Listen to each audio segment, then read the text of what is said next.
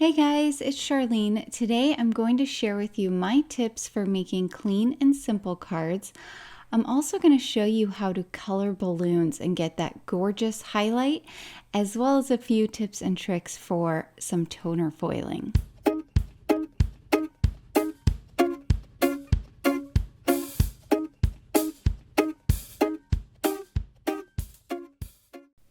I'm starting out here with the Lift Your Spirits stamps. These are super cute. I'm using a hot air balloon, and I've picked out this little bear to be in there, as well as this sweet banner to go across the front of the balloon basket. For my sentiment, I'll be using the Just a Note to Lift Your Spirits. I have my mini MISTI here with a piece of A2 sized white cardstock, so that's 4¼ inches by 5½ inches. And I'm stamping here in some alcohol marker friendly ink. This is jet black ink from Altenew. And I'm going to make sure to get a really nice amount of ink down on my stamps. Since these are new stamps and they haven't been conditioned as of yet, I'll probably need to do a couple of stampings.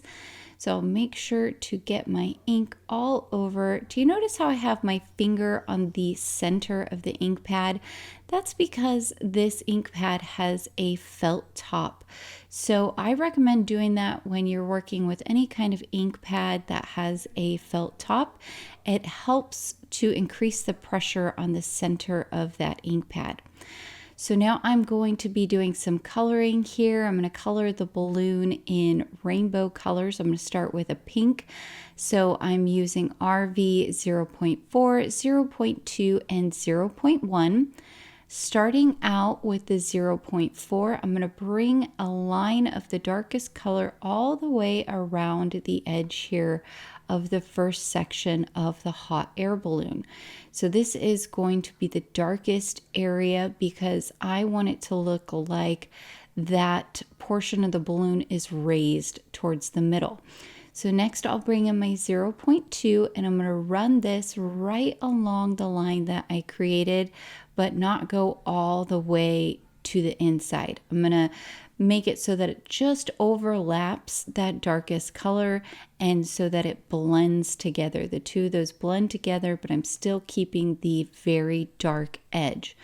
Once I get all the way around with the 0.2, I'm going to go ahead and bring in the 0.1, which is my lightest color, and I'll do the same thing. I'm going to run it right along the 0.2, but not going all the way over it. And then I'll leave just the tiniest little sliver of white in the very center.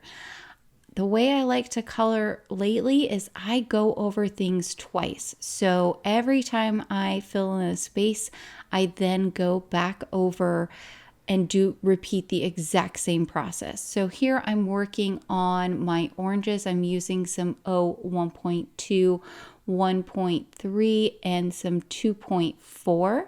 So I've done that twice. I'll bring in my yellows. I have some 1.2, 1.1, and 2.3. Now because this center part is much larger, I'm going to bring the colors out even more in towards the center. Repeated that. Bringing in my greens. This is a 1.6, 1.4, and a 1.2 in YG. I like to use yellow greens when I am working with greens. I feel like they are more vibrant. I just really like the way that they look. For my blues, I've got some B2.6, 2.4, and 2.2. Same thing here, and as you can see, I've sped this up to about 4 times my normal speed. I can't usually color this fast, but since I went slow with the pink and I'm going to go slow here with some other parts of the card, I definitely wanted you to have that portion sped up so that we weren't here all day. Now for the basket, I'm going to do a fun basket pattern, and I've brought in some YO 2.7 as my darkest color here, and I'm going to take it all the way across the basket front with some lines. I'm just creating lines going all the way across, keeping them nice and thin, and then I'll bring in some shading along the edges as well. This is going to help give our basket more of a 3D look. Now I'm going to come in with my YO 2.5 and I'm going to run that right along the edges of the 2.7. This is going to help blend out that darker color. So I'm doing it on each side of the line. I'm going to bring that 2.5. Now this is starting to look like a basket, but we are also going to do the pattern on a different angle, and that's going to help really make this look like a basket. You'll see that here in just a moment. I've got my YO 2.3, which is my lightest color, and I'm just running that right along the center of those lines. Now I'm going to bring in my 2.5 and I'm just going to darken the edges back up a little bit because we lost a little bit of that shading as we were going through and creating all of those lines. Same thing with the 2.3. I'll go back over just along the edge of the 2.5 to add that shading again along those edges. You can see how nice that added shading really looks. So now I'm going to do the other part of the lines on a different angle on the, what is that, the perpendicular? But I did the exact same thing just on the perpendicular, and look how cool our basket looks. For the top of the basket, I'm going to be bringing in the exact same colors, but I'm not going to do any pattern here. I've put my 2.7 and now I'm pulling it out with a 2.5 much farther and then bringing in the 2.3 right in the center. And I just repeated that exact same thing off camera. Underneath the hot air balloon is the area where the fire is, and that's a metal piece. It helps to keep the hot air inside of the balloon. So I'm bringing in some cool grays. I've got some CG1, some CG3, and some CG0, I think. So I did the 3, the 1, and now I am doing the 0, and I repeated that twice as well. For our bear, I have O 4.6, 4.3, and 4.1. These are some really nice brown colors, I feel like, for any little critter. You want to do bears or dogs or kitties or whatever it is. This is just a really nice color combination. So I'm starting out with the darkest. I've got my 4.6, and I'm going to go all the way on the sides of the bear's head, as well as the base of the ears, and then on the sides of the paws with this darkest color. Then I can come in with my 4.3 and blend it out just a little bit. So here I'm going on the paws. I did decide to add some shading back behind the paws as well, so that it would be more noticeable that the face is back behind the paws. So here is my mid-tone, my O 4.3, and running that right along the edge there of the 4.6 to help pull out that dark color. But this time I'm going to bring it all the way around the bear's head, all the way up and just underneath his little bits of hair that are kind of popping out there. I'll blend out the ear portion, bringing that up about another third of the way on the ears. Same thing with the paws. Now it can get a little hard to do these tiny little areas, so if 3 colors is too much, just stick with 2. I'm using 3 here, but honestly you could make a very sweet colored bear with just 2 colors. Bringing in the O 4.1 and running it along the edge of that 4.3 and bringing it all the way in towards the center. I'm going to definitely color underneath the nose and under the eyes, but up here above the nose I'm going to leave a little spot that is white. Now the ink will kind of soak over into that when I put my second layer down, so keep that in mind. So bringing it to the center of the paws. And then I just repeated that whole process again off camera, and I colored in my little banners so that they would have some matching colors. Now, I absolutely recommend keeping a white colored pencil around. Look at how this helps to bring out the highlight. I'm not pressing down very hard. I'm just very lightly running my pencil back and forth over the area that I want to have that really nice bright highlight. Look how beautiful that turned out.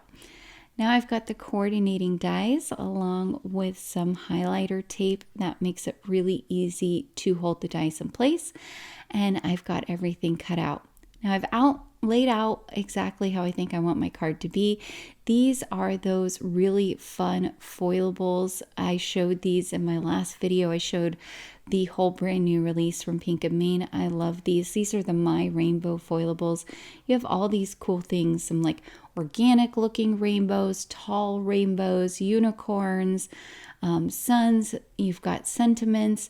And what's nice about these is they're already cut out for you. All you have to do is add your toner foil over the top and run it through your toner foiling machine. They also, Pink and Minc came out with this fun new brush in the last release.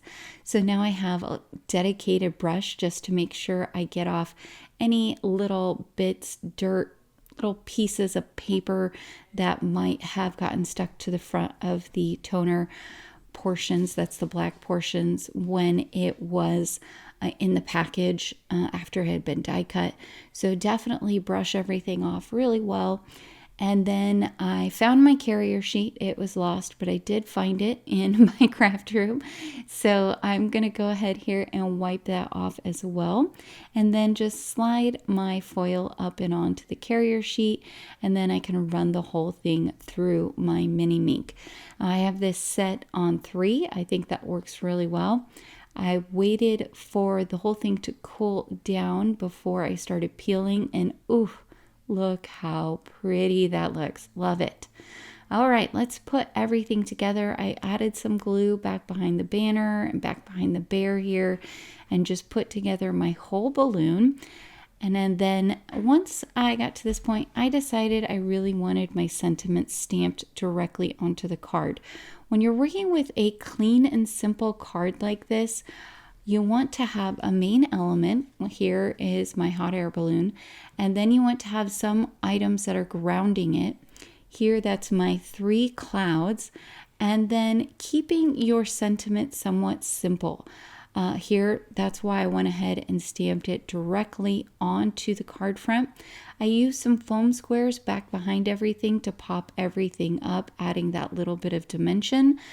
But I didn't add anything at all to my background. Look how beautiful this looks with our foiled clouds, our colored hot air balloon. I think it looks fantastic. All right, guys, I hope that you picked up some tips and tricks today. Please be sure to like and subscribe, as well as hit that notification bell so that I can continue to bring you more crafty content in the future. Until next time, happy crafting.